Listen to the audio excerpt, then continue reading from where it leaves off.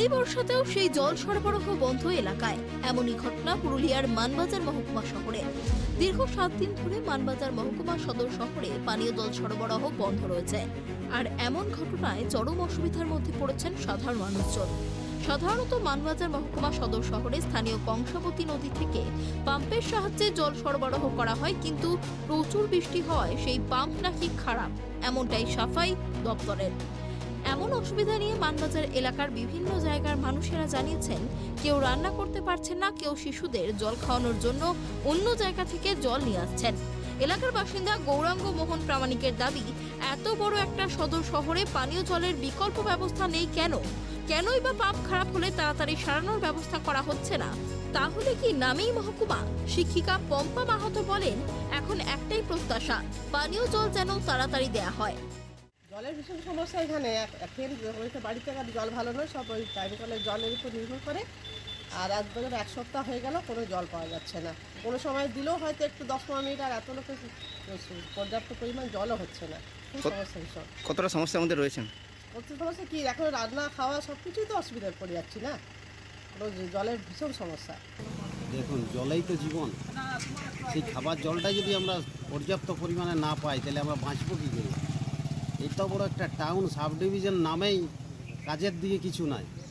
পানীয় জলটা এমার্জেন্সি জিনিস, সেই জিনিসটাই মানে সরকারেরও নজর নাই, আর কেউ প্রতিবাদও করছে না। এত সহ্যশীল মানুষ হয়েছে পৃথিবীতে, ভাবা যায় না।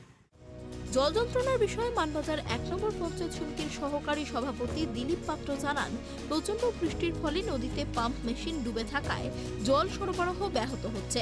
তবে কাজ চলছে, আগামী 2-3 দিনের মধ্যে পানীয় জলের সমস্যা মিটবে। এছাড়াও তিনি জানান, মানবাজার মহকুমা সদর শহরে মহকুমা জনস্বাস্থ্য কারিগরি দপ্তর না থাকায় পুরুলিয়ার উপর নির্ভর করতে হয়। যাতে এখানে অফিস করা যায়, তার জন্য চেষ্টা করা হবে। জল ওঠার যে জায়গাটা, যেখানে সব যন্ত্রপাতি বসানো আছে, সেগুলো সব সিস্টেমটাই মানে খারাপ হয়েছে, গোলমাল হয়ে গেছে। এখন জলের ইয়েটা এখনও কমে নেই, বন্যার ইয়েটা এখনও আছে। জল কিছুটা কমলেও এখনও পুরোপুরি কমে নেই, শুনে এখনও কাজ করার মতো জায়গায় নাই। তো আমি খোঁজ খবর নিয়ে দেখেছি যে আগামী কাল পরশুর মধ্যেই কাজ শুরু হবে, এবং মানে সামনের সপ্তাহে সোমবার থেকে জল পাওয়ার সম্ভাবনা আছে। পিএইচই ডিপার্টমেন্ট সেভাবে কোনো উদ্যোগ নিচ্ছে না। পিএইচই ডিপার্টমেন্টের বিষয়ে বলুন। মানে আমাদের এখানে সাব ডিভিশন হয়েছে, কিন্তু এখন পিএইচই ডিপার্টমেন্টে কোনো অফিস এখানে নাই, সব পুরুলিয়াতেই যোগাযোগ করতে হয়। সুতরাং এখান থেকে পুরুলিয়ায় যোগাযোগ যদিও হয়, কিন্তু সেটা সময় মতো এখানে কাজ হয় নাই। আমরা বলবো যে যাতে করে এখানে একটা অফিস খোলার ব্যবস্থা হয়, এবং সাব ডিভিশন যাতে ওই সেই সাব ডিভিশনটার এলাকাটায় অন্তত পানীয় জলের সমস্যা যাতে না হয় সেদিকে নজর রাখার জন্য। তবে জল পরিষেবা দীর্ঘদিন ধরেই ব্যাহত মানবাজার এলাকা জুড়ে, এমনটাই অভিযোগ তুলেছেন বিরোধীরা।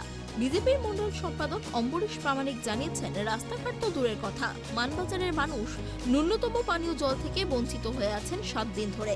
এই বিষয়টি প্রশাসনের তৎপরতার সাথে দেখা উচিত। মানবাজার এখন তো মহকুমা শহর হয়ে গেছে, তার মধ্যেও জলের বা পানীয় জলের যা অবস্থা, তাতে মানবাজারের মানুষ, সাধারণ মানুষের খুবই শোচনীয় অবস্থা। এখনও যদি এভাবে জলের সংকট চলে, বিকল্প কোনো ব্যবস্থা নাই, মানুষ কী করে থাকবে, সেই ব্যবস্থাটা প্রশাসনের নজর দেওয়া উচিত। আজ 7 দিন ধরে জল পায়নি মানুষ, কীভাবে থাকবে? মানুষের প্রচণ্ড অসুবিধা হচ্ছে। প্রশাসনের নজর দৃষ্টি আকর্ষণ করছি সেটা না, এখানে রাস্তা সেগুলোও খুব খারাপ, ড্রেন অপরিষ্কার অপরিচ্ছন্ন, এবং সেগুলো না হয় বাদেই গেল, কিন্তু সাধারণত পানীয় জলটা সেইটুকু ব্যবস্থা অন্তত করা, মানুষের তো এটা মানে বাঁচার একটা মৌলিক অধিকার, সেই অধিকার থেকে বঞ্চিত হচ্ছে মানুষ।